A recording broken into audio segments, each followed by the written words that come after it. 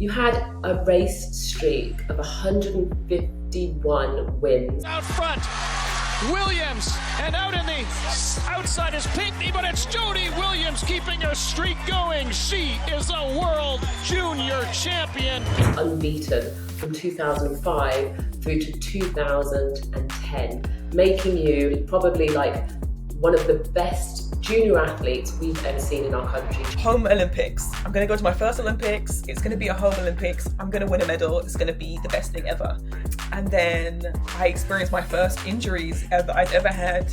I was really struggling. I couldn't really get myself back on track.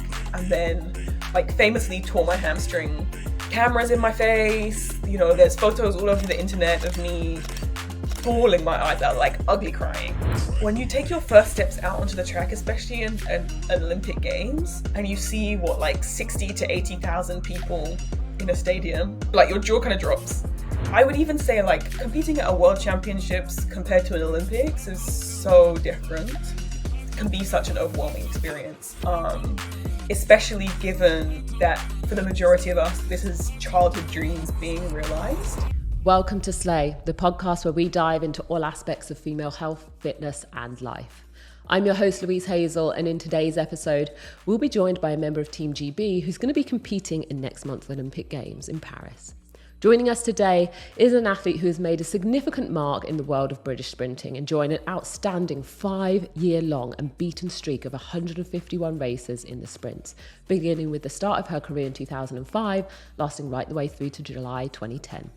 She's represented Great Britain on the world stage since the age of 15, amassing titles such as 1 gold, 2 silvers and 2 bronze European Championship medals, 1 gold, 1 silver World Junior medal, 2 gold World Youth medals, 1 gold, 2 silver European Under-23 medals, 2 gold, 1 bronze European Junior medals and 1 silver and 2 bronze Commonwealth gold medals. Her career is filled with remarkable achievements and memorable moments. And today, we'll dive into her journey as an athlete and discuss her preparation for the upcoming Olympic Games in Paris, where she'll be competing in the highly anticipated 4x400 metre relay. Joining us today is British Olympian Jodie Williams. Jodie. How are you, darling? I'm great. How are you, girl? I'm really good, thank you. Where are you calling in from? I am in London at the moment, just outside London at the moment, getting ready to go. I know, not long now. It's literally 3 weeks? 3 weeks? Yeah, we leave in less than 2 weeks. And then the games starts I think in 2 weeks, and then track starts in probably 3 weeks. Crazy. Insane, isn't it? Do you feel like it's come around quickly? It's come around so quick, and I think obviously because Tokyo was a year delayed, it's been a crazy quick turnaround. I feel like Tokyo was yesterday. I get it. And you've got a couple more competitions, haven't you, before you actually step onto the track in Paris? What have you got coming up? Yeah, so I compete this weekend in Le Chaux de Fonds in Switzerland. I'm racing the 100 and the 200. And then I'll race London Diamond League. And then the day after London Diamond League, we leave to go on holding camp for the Games. Amazing. So you go from the Olympic Stadium in London, basically onto the Olympic Stadium in Paris. Wicked. Yeah. It's so special. I love that, actually. And it's always so lovely competing in front of a home crowd. So I think that's going to be the perfect send-off.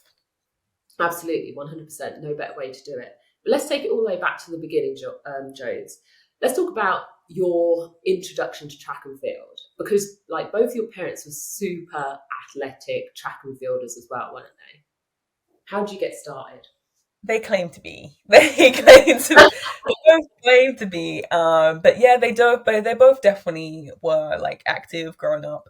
My mum claims to be, I think her county levels, but I don't know how accurate it is. But my dad's always been super into sports.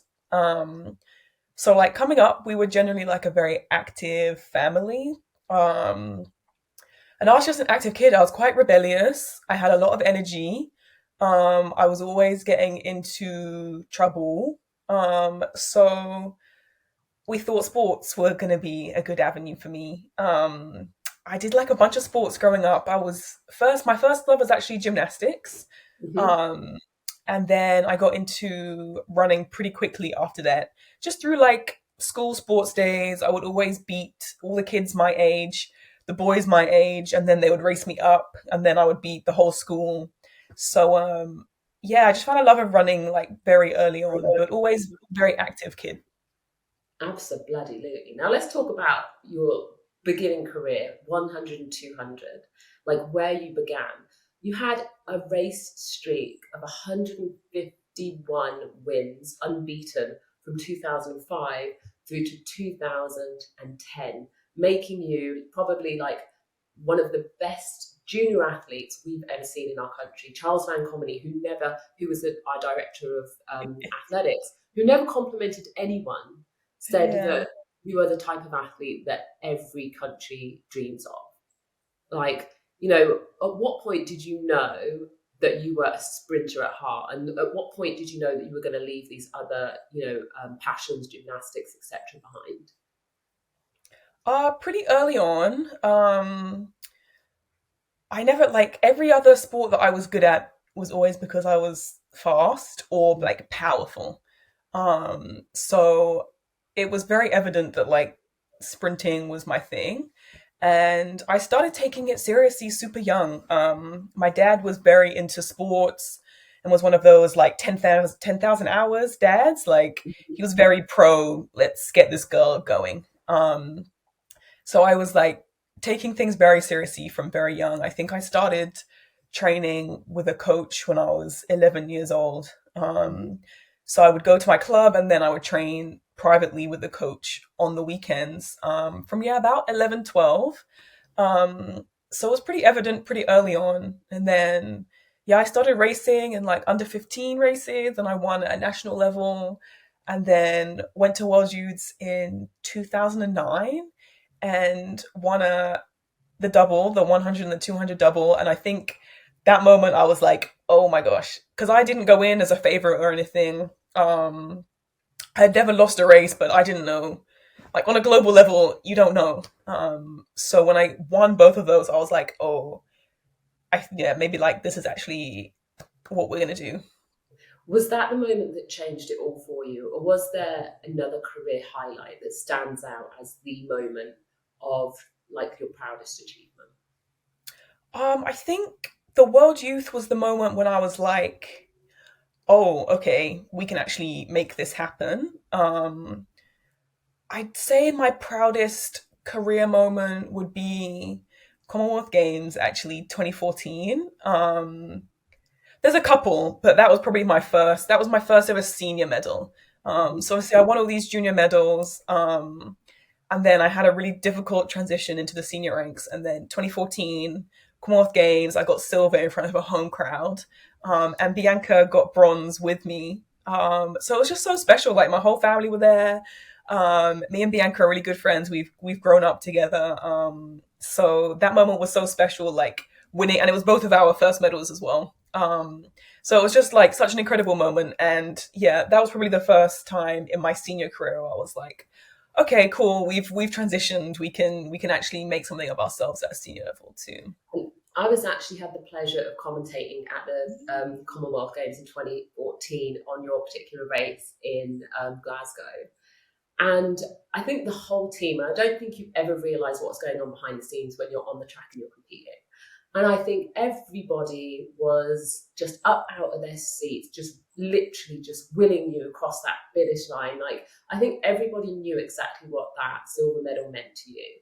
After a tumultuous 2012, I think that was the first time we saw Jodie, like, yourself, back to yourself again and back to like that winning streak.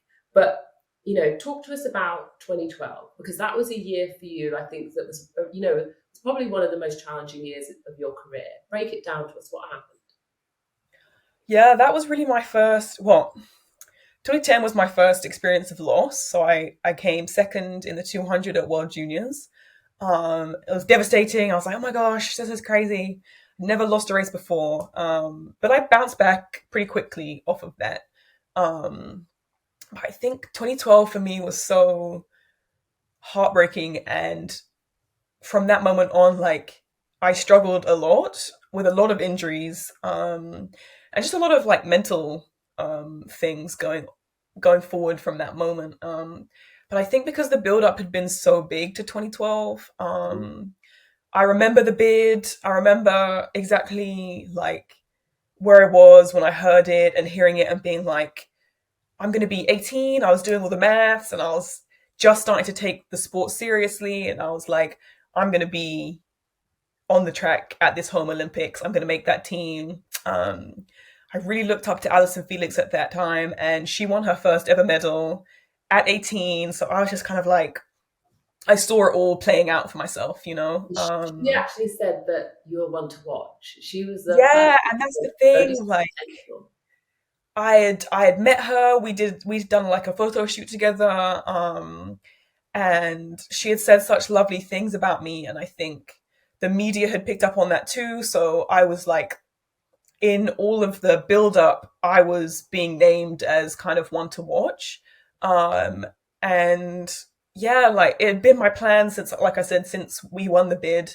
Um, so I think that's what like people don't really see behind the scenes is like how long we've really been planning these things or thinking about these things. Like I think we won the bid when I was It was like, 11, 12, yeah, something like it was that. like 6 years before the Olympics.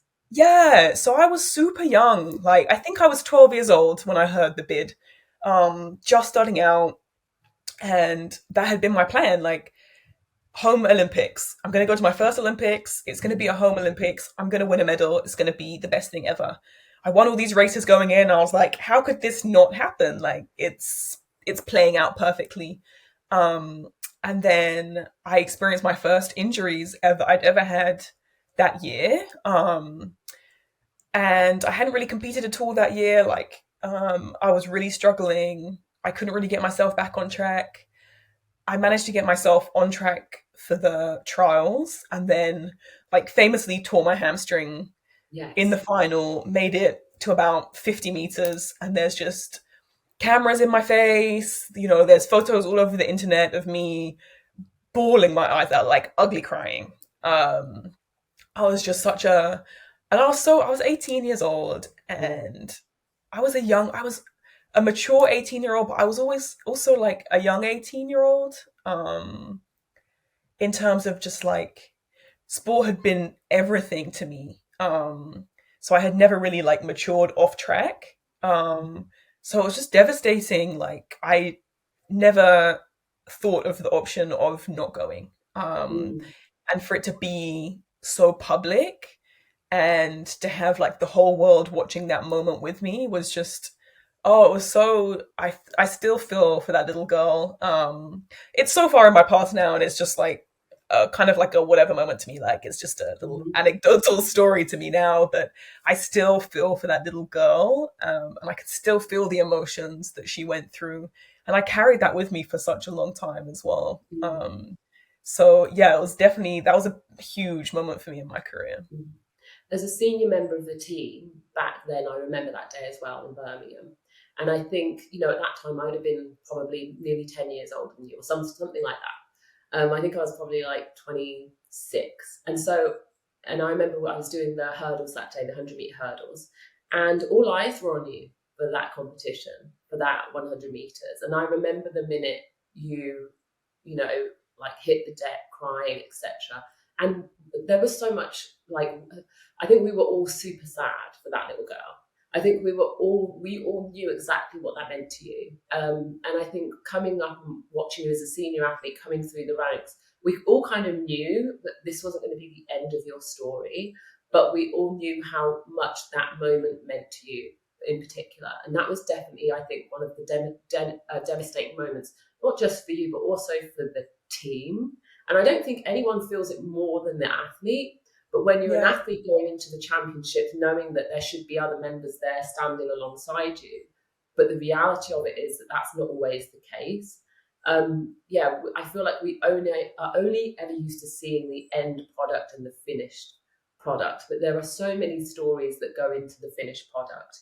And you've got now in a position where you've got 3 Olympic Games behind you, no Olympic medal yet, yeah. but how important is it to you to get a medal this time round? Um, Honestly, it's both super important and like not important at all. Hmm. I think I'm such a different person now, and I have such a different mentality on the sport. For me, I've done everything. I'm so happy with my career, and I've made such peace with where I'm at and what I've achieved. And I think making the final in Tokyo was a huge thing for me. And I think just improving that I'm world class and I can make these finals and just being amongst the caliber of women that were in that final and being in between like the Olympic champion or the reigning Olympic champion and my childhood idol was just like, this is crazy. Just kind of like in that moment, I was like, wow, yeah, okay, that brought me so much peace. But definitely, like going in, I haven't got a world level global medal. So for me to go into this Olympics, and doing it as a team, which is so different, and we have such a strong team this year, so much depth in the women's 400. We've got two chances as well, the mixed 4x4 and the women's 4x4. Yeah. Um, and I think we've got a really solid chance in both of them. And I think, like, realistically, we'd be disappointed if we don't come away with a medal, knowing the caliber of athletes that we have going in. Um, so I'm super excited. I can't wait. I'm like a senior member of the team going in and like an experienced member of the team going in. Um, so I'm excited to take that role on. But yeah, I mean, it would mean so much to me and all of us. If we stood on that podium, it would just be such a beautiful, like full cycle moment. And Paris is almost home too. I feel like there's going to be a lot of British fans there. So 100%. it kind of feels like a redemption. Hmm. So for those people who are literally watching, what we're talking about is a realistic. There's no doubt about it. Great Britain have a chance at either gold, silver, or bronze. That is a fact. And so, like in 3 weeks' time, we could be sitting here talking to Jodie Williams, Olympic medalist. That's exactly what we're talking about. Those are the stakes that are on the line. And also, I think, Jodie, you're in a position where you've got absolutely nothing to lose. And so that's the thing. I think a lot of the team, you've got, like you said, you're one of the more senior members of the team. But if we look at the other members of the team, again, all experienced athletes, all experienced on the world stage. There's nothing that's going to stop, I think, you girls from performing and bringing home some metal. And I hope it's the one you want. And what I will say as well is you talk about obviously being an experienced member of the team. What advice do you have for some of the junior members, some people that are competing perhaps where it's their first ever championships on that level, either Olympics, world level, at that highest possible level? What input do you have for those guys? I think I would even say like competing at a world championships compared to an Olympics is so different. Mm. Um, it's such it can be such an overwhelming experience. Especially given that for the majority of us, this is childhood dreams being realized. Mm-hmm. And yeah, like there's a lot of very young people on our team. A lot of people, this is their first champs. Mm-hmm. So for your first champs to be in the Olympics is like, wow. Um, I would just say both enjoy it, but also like don't do anything different. I'd say that was my biggest thing is just even just going to the food hall can be overwhelming. You see all these different sports. Sometimes it's like a 10-minute walk from your block to the food hall through this huge village, whereas usually you just go downstairs in the hotel. Um, it's world cuisine. The queues are long. Seating is crazy. So I would say like try and one stick with someone that kind of knows what they're doing. And two, yeah, just don't change anything. Like don't go in there and start eating crazy things or get taken up with the hype and start staying up super late or unless that's what you normally do.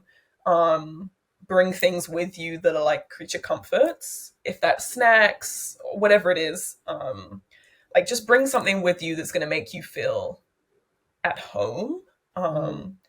It's really nice because you stay in like dorms. So usually they put the younger athletes with more experienced members. So you can kind of make it feel like a cozy little like home environment. Do you know who you're rooming with? I don't know who I'm rooming with. I have like my usual roommate is recently has been Amani. So most likely I'll be sharing with Amani. But yeah, no, we don't know yet. And I don't know what my apartment will look like either. Yeah. This is a really interesting thing I don't think the viewers at home really understand about the Olympic Village. In fact, one of the questions that we got asked on Instagram was actually from one of our slave gym members, what's the Olympic Village like? But they didn't know that we actually have roommates, i.e. you're sleeping in a room with another person. It's not like a hotel. You don't get your own room. They are like, explain to us what it's like, Jones. Explain to the people at home exactly what it's like. Yeah, I think this is something that people don't realize generally. Like when you're on the circuit or you're traveling, especially at least in our sport, most of the time you're sharing a room with a stranger. So like if you're on the circuit jumping from meet to meet, you turn up. If you don't know anyone, like, and these rooms are always tiny, like you know those beds where it's like a double bed but they split it to be two singles. So you're basically touching each other. And this is someone like a girl you've never met before. You're forced into these tiny little sleeping quarters. It's usually like this tiny little bathroom. And you share a room with that person for however long you're there.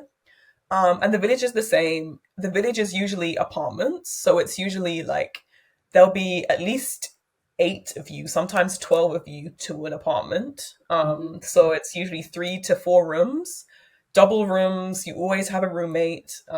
So 2 people to a room, and then like 3 or 4 rooms to an apartment. And you usually have like a little common area, a mini kitchen, and then like a TV where you can watch the games on. So yeah, you always share a room, sharing a bathroom. So if you've got 8 to 12 girls in one apartment, sometimes it's just one bathroom. If you're lucky, it's 2 bathrooms. So it's all these women sharing this bathroom, and if you're competing at the same time, like there's schedule conflicts. So it gets pretty like hectic in these apartments. But it's also, I think for the games, it's really lovely because these are your teammates and the people that you share an apartment with. Like you have a special experience with them. Those are the people you're really experiencing the games with, which is why they let you put in room requests. And those room requests also include requests for people that you don't want to share with as well, which I don't think people always know. Anyone down on that list? No, I've actually never put anyone down. Sips tea. Yeah. But like it can make or break your experience. So if there's it doesn't even have to be, some people don't like sharing rooms with people they're competing with. So let's say, you're in the same event as someone, you might not want to share an apartment. That's your competitor at the end of the day. So that might be someone that you put down. Like, I don't want to share. I have nothing against you. I don't want to share an apartment with someone I'm competing against. And then a lot of the time they'll put like the relay girls together. So the 4x1 girls will share an apartment. The 4x4 girls will share an apartment.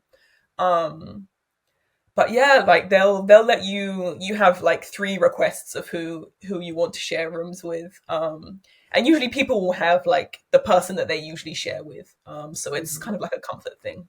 And what about you? Do you have any pre-game rituals like the night before? Because I used to have one where I used to put my whole kit on and I used to do this like whole visualization in front of the mirror, and it was a whole thing. I don't really have I'm quite a routine person. And I keep myself to myself especially when I'm competing. Like I'm very big on my own space. I always bring like a little incense holder with me. I burn incense. I have like a little mini altar that I always bring with me. Just to make myself feel at home. And then, but I definitely, day of, I have a ritual like which definitely includes making coffee. So I always bring like a coffee pack. I bring my whole like coffee pack with me. I usually bring 2 different beans. I bring a grinder. I bring scales. I bring like an AeroPress or a V60 with me. Like I bring them the whole production. You're the team barista. Yeah, well, and that's the thing. So now people come to me and like they always know. There's a couple of us who all share love for coffee. Who? So sometimes we'll swap beans. The Nilsson twins, Lavia and Lena, always bring coffee with them. Jazz Sawyers, Ben Williams as well. He's big on coffee. Yeah. So like we usually like we'll swap beans or we'll ask each other about like, oh, do you have a grinder with you or do you have and now I've started teaching people how to do their little coffee routines. So we're gathering people. But that's definitely one of my like rituals is coffee. By the time you get up into the warm up area, you guys are absolutely lit at the sound of it. Yeah. You are all and we running compete on. in the evenings, right? So I'm like throwing them back all day. You'll stay up. I love it. One of my questions was, what do you use to stay focused? But more importantly, what's the atmosphere like for a sprinter? Because I know what it's like in the heptathlon. Like we had 2 days, amongst these 30-year-old girls. But what's it like for a sprinter when it comes to like the warm-up area and also the holding pen? And describe to us how those two different locations, how they differ. Being a sprinter is intense. I'd say my experience has changed going from like the short sprints to the 400, and also having changed as a person, my experience has changed. But being a sprinter is intense. Like everyone knows, like the sprinting is like, we're prowling around. It's like it's the ego one, right? Like everyone's got like a face to put on. So it's intense. I love it though. Like I think it's so fun. Like it's part of the game. Do you have an alter ego? Yeah, for sure. Especially when I was a shorter sprinter. Definitely have an alter ego. And it's so funny because everyone off track is so lovely, but on the day, like the energy just shifts. Like no one wants to look at each other. Everyone's, like prowling around. And it's fun. Like the sprints are so, there's no room for error. So, races can be won and lost in the warm-up area. Races can be won and lost in the cool-up area. It's part of... Has anyone ever got in your face in the warm-up area? Funnily enough, like, when I was younger, and it was really only in the UK, like, a lot of the older girls, and I'm not going to name any names, but a lot of the older girls would, like... would kind of, like... Now I'm an older athlete, I understand, but would definitely prowl around me. I had a girl spit in my lane before. And this was just like at Loughborough International. Wow, that's like a Loughborough International. It's kind of chill me. It's kind of like it's important, but it's domestic. So to spit in Loughborough International is it was intense. Like when I was coming up, that era of women, it was intense. And it was super competitive. I'd say it's a little different now. It's very, very competitive, but it's less, intense. Like all the girls kind of get along. Whereas back then, like it really wasn't the case. So yeah, I've definitely had people get in my face, spit in my lane. But it's just part of it. Like it's fun. Me personally, like I love that kind of stuff. I think it's quite funny. Now, what about the holding area, the pen, before you go out to race? Yeah, because you've got the warm-up area, everyone's just like catching strides, they're doing the last-minute preparations, and then all of a sudden, each 8 athletes for that race are then put into explain what it is, the pen, the holding area. It's so, like, depending on where you're at, it could be 20 to 40 minutes before the race, you get put into the cool-up area. So especially at the Olympics, it's crazy intense. So usually at the Olympics, it's about a 45-minute cool-up room. So you go to the first cool-up, and everyone gets put into like their heat. So there's 8 of you sat in this pen, and you put on your bibs, and you get given like the little tracker. You put on your spikes, and this is the moment where it kind of hits you. Like you don't have your coach with you, you don't have your team with you. Like it's just you. and the 7 other athletes in the race. And everyone handles it differently. You know, some people prowl up and down. Some people, like, their legs are bouncing up and down. You can feel the anxiety. Some people are just like head down, talking to themselves. But it's a very intense environment. And then you usually get transferred from that one down like under the stadium. And that's where you take off all your kit. And nowadays we get taken out like ready to race. So you take off all your kit, and they line you up in lane order. You know, there's like a little mini track down there usually, so you can get your final strides in. And there's cameras down there, and you know, you can see the heats before you. And it's usually pretty dark and like dingy. And then yeah, you get lined up and you get like walked down the hallway and like to the entrance to the track, so you can see out onto the track. And that's when, like, you know, you get walked out, and like when you take your first steps out onto the track, especially in an Olympic Games, and you see what, like 60 to 80,000 people in a stadium, it's like you kind of like your jaw kind of drops, because you've gone from this very small amount of people, very intense environment, and then you get taken out to like 60,000 people, so loud, and it's like gladiator arena, isn't it? Honestly, that's what it feels like. It feels like you're being like almost walked out to like your death. Like, it's crazy. Great description. It feels so intense. Like, and then yeah, you do your final, set up your blocks and do your final preparations. But yeah, that's when, like, you know, your heart's going, the adrenaline really hits. You're kind of talking to yourself like, yeah, come on, Joe, you can do it. Like slapping your legs and everything. So yeah, those final moments are very, very intense. And I don't think, for me, they've never gotten easier, no matter how many times I do it.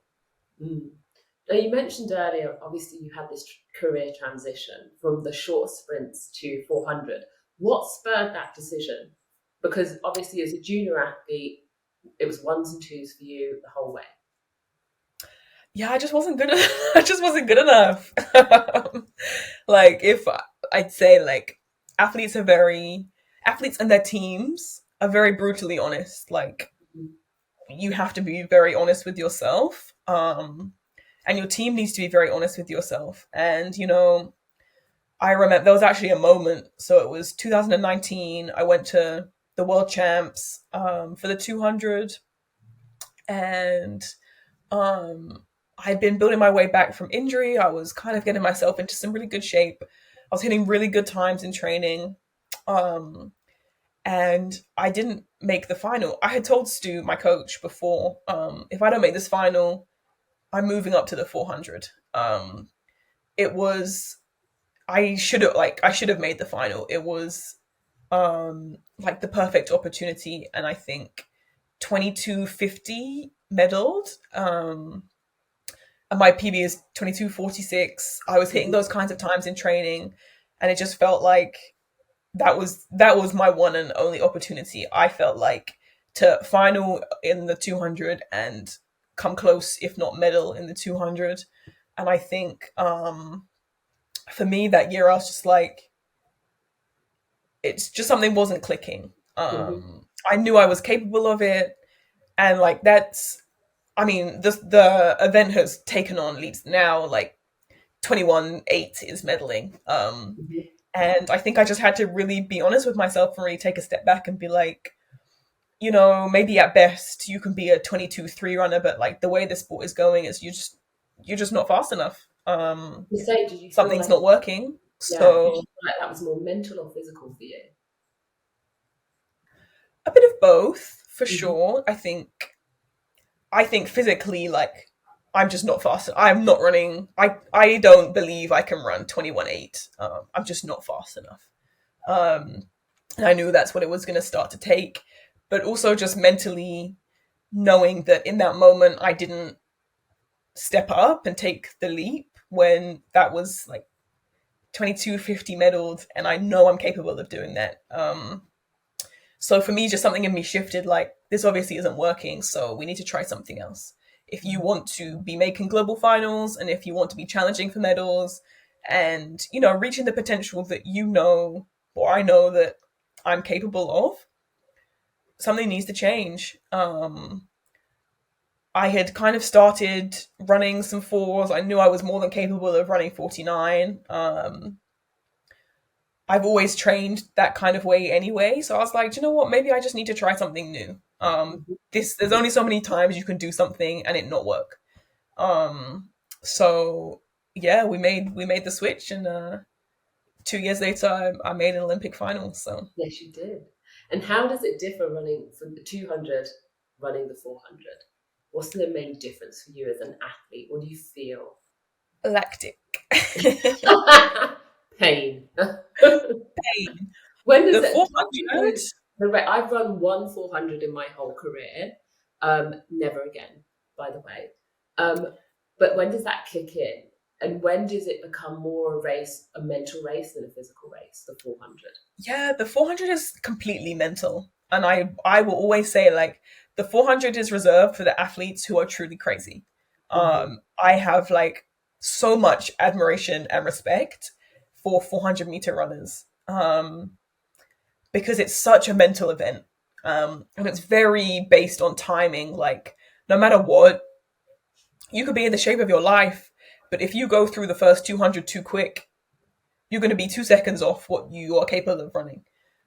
So it's really a race of like patience, and trust in yourself.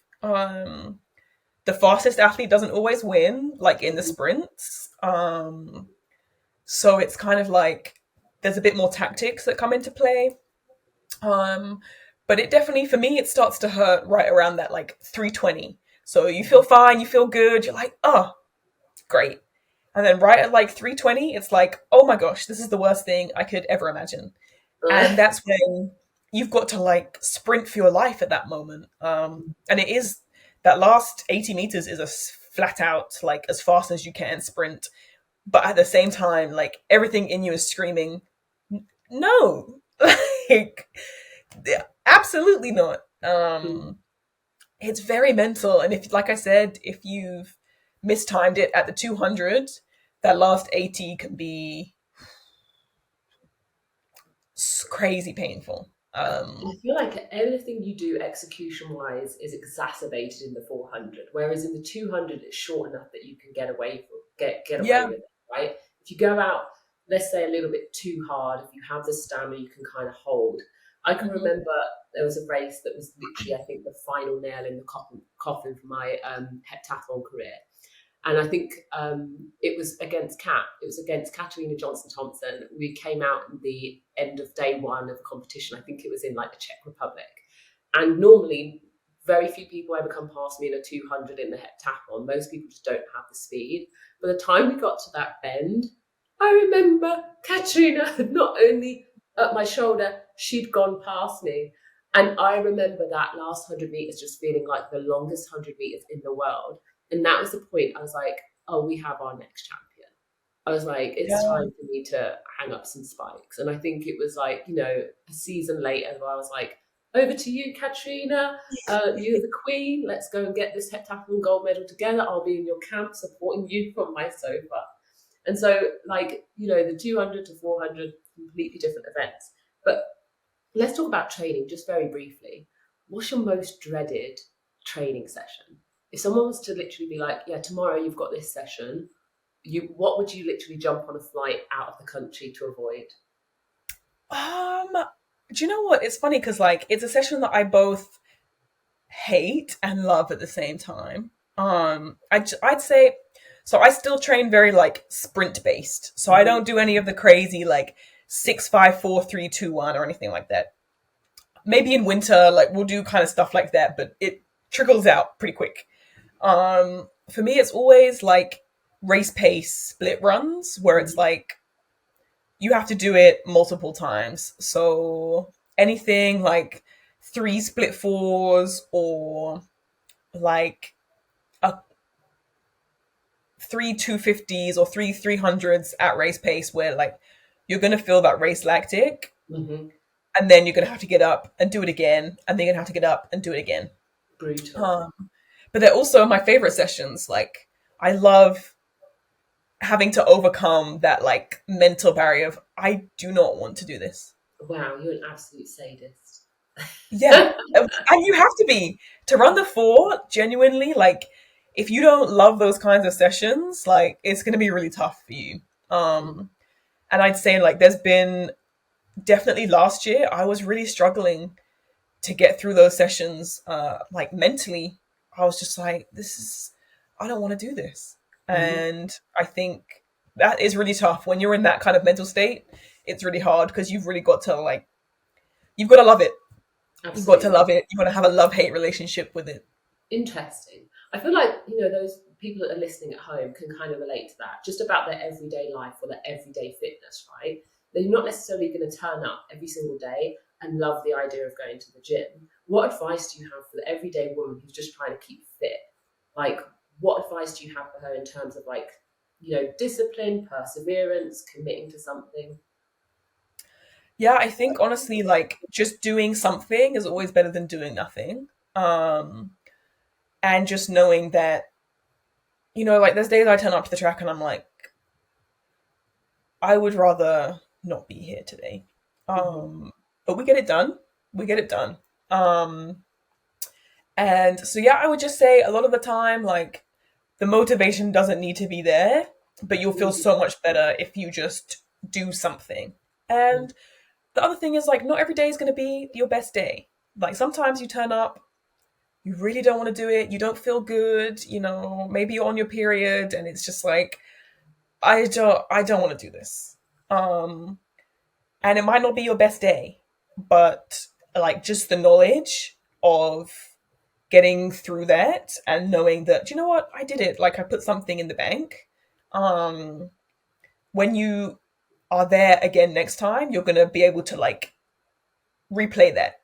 It always, I think the more that you do that and the more you put yourself in that situation, the more you have to pull from. So the next time you're like, oh, I really don't want to do this, you'll be like, oh, well, remember last time, like, yeah, maybe it wasn't the best day, but you got through it and you actually felt better, post. Yeah, I would just always say, do something. It doesn't have to be, you don't have to win every day. Mm. Great, great shout. Um, we're going to go take it back to the relay real quick. You got four solo athletes, all kind of sprinters in nature. So four different egos, four individuals trying to win, yet they can only win if they're in sync with the other members of the team. How the fudge does that work? Like, how do you guys build coordination, chemistry, communication? Break it down for me, Jodes. I'd honestly just say, like, at that point, it's mutual respect. And the 400 is, you know, I think every 400 athlete has immense respect for every other 400-meter athlete just by nature of the event. But I also think and I will say, like, our 4x4 team is lovely. And it's just like, it's such a lovely pool of women to be involved with at the moment. Like, it's a blessing, honestly. But even if it's like, I don't know, three of your, you know, arch nemesises, I just think like that common want of winning will always overpower anything. Like that innate like desire to win that is inside an athlete will always overpower anything, like any rivalry or whatever that you have with that other person. It's like, I don't care, okay? We all want to win. And when you have four athletes on a team that have that kind of mentality, it's like, we're gonna win. Like nothing even comes into play. It's like everyone's gonna get their job done. And I think it also makes you raise your bar. I definitely say like for this team that we're in right now, the level of just the level of caliber that is in this team is insane. And knowing that it could be any four women in this team, like the depth is that good. So I think it just makes you want to raise your game. It's like, I know those three other women are going to do something phenomenal. So I better do something phenomenal too, because it's not about to be me that lets this team down. So I think that too comes into play. Like, you don't want to let your teammates down. And when you know the caliber of women that you're running with, and that, yeah, like that level of mutual respect, like it just brings something else out from you. And you all end up wanting to win together. But Can I it give definitely you helps an having like, prediction? Huh? Can I give you my prediction? Yes. I think this team, 4x4 relay women's, are going to run another British record. I think The so. British record is going to drop I think in the so. final of the Olympic Games in Paris. Final question just coming up, and then we're going to go into a game. As much as you're a competitor at the Olympic Games, the beautiful thing about being there is that it's a team event. And so you also get this beautiful opportunity to become a spectator as well. Who else are you watching? Just for pure entertainment value? Who are you watching just out of pure awe? Like, what athletes have you got your eye on this championships at home with Team GB? And then who are your international athletes that you're looking forward to seeing? I'm so looking forward to seeing Kat compete in the heptathlon. Come on, I let's love go. the heptathlon. Yeah. And like me and Kat have come up together. Like she was at my World Youths. We both won. So it's like it's so special having like been there from the beginning to witness her whole journey. Um and the girl is just number one inspiration. Like everything she's been through and battled back from continuously. I'm so excited to watch her compete. Send her my love. We're all literally willing her on. So I'm super excited to watch Kat run. And I'm very excited for the women's 200 as well, just in general. I think it's very wide open this year. I was going to say, I feel like it's more wide open than the 100 this year. I think it's very wide open, and I think there's going to be some surprises, and I think it's a great opportunity for someone to sneak into the medals that maybe like we haven't been looking out for. And then internationally, who am I? I'm actually excited to watch the fencing. Yes, there's a French fencer. Her name is Isaura. And she's phenomenal. I'm very excited to watch her compete. It'll be a home games for her as well. I love everything she does off track. So I'm very excited to watch, the women's fencing, which will be as a new sport for me to like enjoy. So I'm excited for that. Brilliant. Jones, we're going to finish up with a quick, we've got 8 questions. This is a quick fire round. It's called Go Gold or Go Home. I'm going to bring up like 8 quick topics. They could be completely random. And I don't want you to think too much about this. I just want you to react and respond. Okay. This is either going to bring up an absolute hell yeah or hell no for you. Obviously, go gold, yes, it's good. Or go home, absolutely not. Okay. Ready? Number 1, Crocs. Go gold. Oh, you surprised me. I'm going to caveat that by saying only the platform ones. Okay. Otherwise, go home. Platform Crocs, go gold. Okay. Flat ones are out. Iced coffee. Go home. Oh, interesting. Hot coffee only. Hot beverages only for Jodie. Hair dye. Go gold. Absolutely. Are you going to go gold? That's the question. I might do a little something. I don't know yet. I haven't decided, but maybe. Do it. If you're going to do it, do it. Do it. I know. 800 meters. Now, I didn't realize that you'd actually done a pentathlon before, so I know that you've run one. But an 800 meter race, go home or gold? Go home. Oh, brutal. Worse than before. Starbucks. Go home. This is a barista right here. This girl is a purist, coffee purist. Fashion. Oh, go gold. Absolutely. And we're going to Paris, so yeah. Reading. Go gold. What are you reading at the minute? I am reading, I actually have it right in front of me. It's called The 7 Moons of Mali. Oh, amazing. What's it about? Yeah. It's about a girl who dies, and it's like her experiencing afterlife. Got you. Very interesting. Interesting. And finally, social media. How do you feel about social media? Go gold. I love social media. Bring it home. Will you be active on social media during the games? Yeah, I think so. I know some people find it like a distraction, but for me, like, I find it a great place to be expressive. So yeah, I think I'll be on social media during the games. Yeah, for sure. I love it. Joes, that concludes this episode of Slate. Thank you so much for joining us. You're an absolute star. We're going to be cheering from you from Los Angeles here, but also just willing you guys across that finish line. We're going to be hoping that you bring back some metal. I know what colour I want. I think you know what colour you want as well. Anything can happen, Jodie. Go get them. We love you. Mwah. Thank you, girl. Thank you. That concludes this episode of Slay. Stay tuned for more empowering discussions on female health, fitness, and life. You can follow me at Louise Hazel on social media, and you can follow Jodie at Jodie Alicia now, and stay up to date on her Olympic journey and wish her good luck. Check out the Slay brand at Slay Athletic, and don't forget to subscribe to the Slay podcast if you haven't done so already on YouTube, and leave us a review. And for those of you who are ready to take your home workouts one step further, you can subscribe to our Slay app. You can download that now for free from the App Store and join our online community.